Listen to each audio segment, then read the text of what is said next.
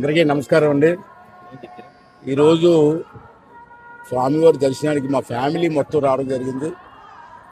దానికి కారణం ఏంటంటే ఈరోజు మా పెళ్లి రోజు.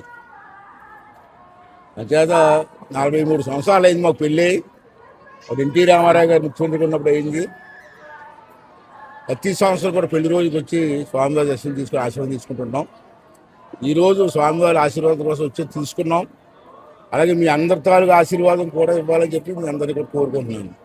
రెండోది ఏంటంటే నేను కోరుకునే విషయం, గత ప్రభుత్వంలో రాష్ట్రం ఏ విధంగా నష్టపోయిందో మనందరికీ తెలుసు. మళ్ళీ చంద్రబాబు నాయుడు ముఖ్యమంత్రి అయిన తర్వాత 2 సంవత్సరాల్లో రాష్ట్రం ఇప్పుడిప్పుడే ముందుకు అడుగులు వేస్తున్నాం అభివృద్ధి వైపు.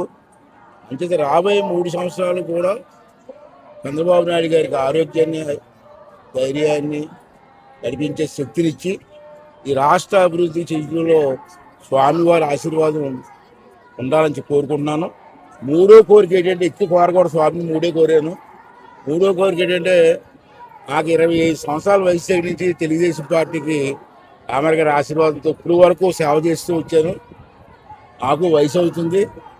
నా తర్వాత నా కుటుంబ సభ్యులకు కూడా ఈ పార్టీకి సేవ చేసే అవకాశం కల్పించమని చెప్పి ఆ స్వామివారిని కోరుకోవడం జరిగింది.